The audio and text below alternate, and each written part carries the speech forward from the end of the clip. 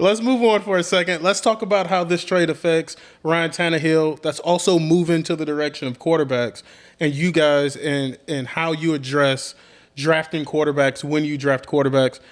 Dio, how do you see this trade affecting Ryan Tannehill? I think I kind of alluded to it a little bit. I really feel like this team kind of focused on trying to add more weapons for Ryan Tannehill this year.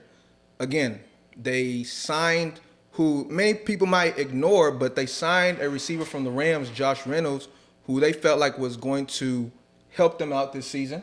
And if you really take Josh Reynolds and Corey Davis, I don't think they're much different. I wouldn't say Corey Davis is that much better. They drafted a receiver who they actually traded up for. And for me, when a team trades up for any type of player, that means they value that player, quite a bit. They traded up for a receiver, Dre Fitzpatrick, I believe his name is. And then on top of all of that, they now brought in Julio. So he now has 3 new receivers on the team compared to what he had last year. And everybody knows Corey Davis was, to some extent, a disappointment. Not to mention, and I keep preaching this, A.J. Brown going into his 3rd year, most would consider that a season that he's actually going to be near the pinnacle of his game. He's now had 2 seasons to kind of get used to playing the NFL system. Remember, last year he played majority of the season with a knee injury that the doctors told him he was supposed to basically sit the rest of the season out. So now he's healthier. Ryan Tannehill is getting a new offensive coordinator. Now, the reason why I keep bringing that up is because Arthur Smith, some people could possibly say that Arthur Smith was very heavy running, probably to the extreme as far as running the ball. Now that you bring in a new offensive coordinator, I don't know if I truly think he's going to be that same level of running the ball. I think he's going to get closer to the mean. And if he gets closer to the mean, that means the passing volume to some extent is going to increase. It's going to basically average out. And who's to say he might say, you know what? I want to air it out. We don't know. I don't like to basically go into things with the assumption that this is what I know is going to happen. Like I said, I think 2 episodes ago, I like to take all options and put them all on the table. Yeah, but you have to lean one way or the other. No, I don't have to lean anyway. What I do is I literally take all the options. Again, they added 3 receivers, like I said. Okay. They're basically telling me, look, they want to pass the ball more.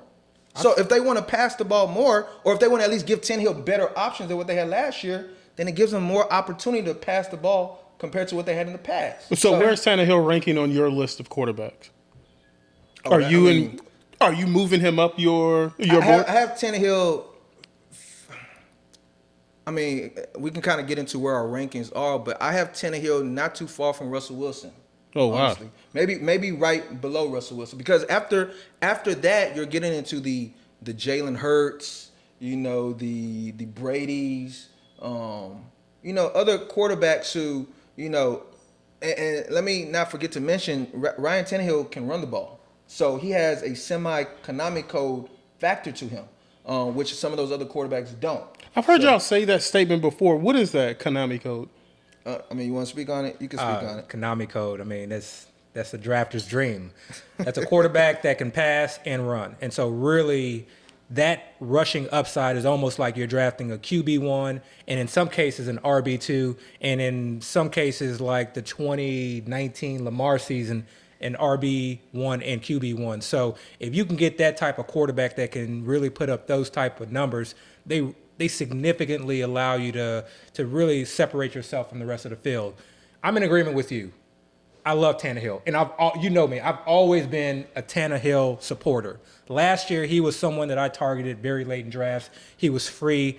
I think a lot of people didn't buy into his previous season, how he finished the year. They felt like the efficiency was going to taper off and that he was going to regress a bit. But I was a big believer in Arthur Smith, and that's something that, we talked about, okay, this OC may come in and may want to throw more, but he also may come in and just not be as good an OC or not be as good a play caller as Arthur Smith was. Arthur Smith put his players in very advantageous situations to succeed. So, but getting back to Tannehill, I have him right below Russell Wilson. And when I say same place. And when I say right below Russell Wilson, I'm almost to, and I love Russell Wilson this year, and we'll get into that.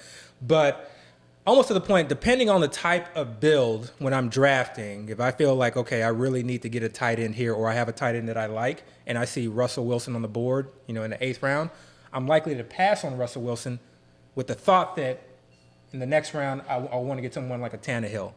I really think based off of his level of play, what you talked about, the weapons that he's added, what I believe is a suspect defense. Right. Okay, and they've made some changes, but I still think it's a suspect defense. Right. And the strength of schedule. Actually, that's what I was going to speak on. His strength of schedule, I love his strength of schedule, especially, again, going towards the high stakes formats where those last 3 weeks of the season, or excluding week 18, those are the money weeks where you really are fighting for that 6-digit prize. So for me, when I look at a player like Tannehill and his current ADP, and we know that it'll likely rise, for me, that's a player that you go into a draft wanting to target, in the sense that I'm going to create a build where I wait on QB, and then I'm going to reach about a round, maybe 2 rounds ahead, just to ensure that I get him. And you always have a backup plan, but I'm a huge Tannehill.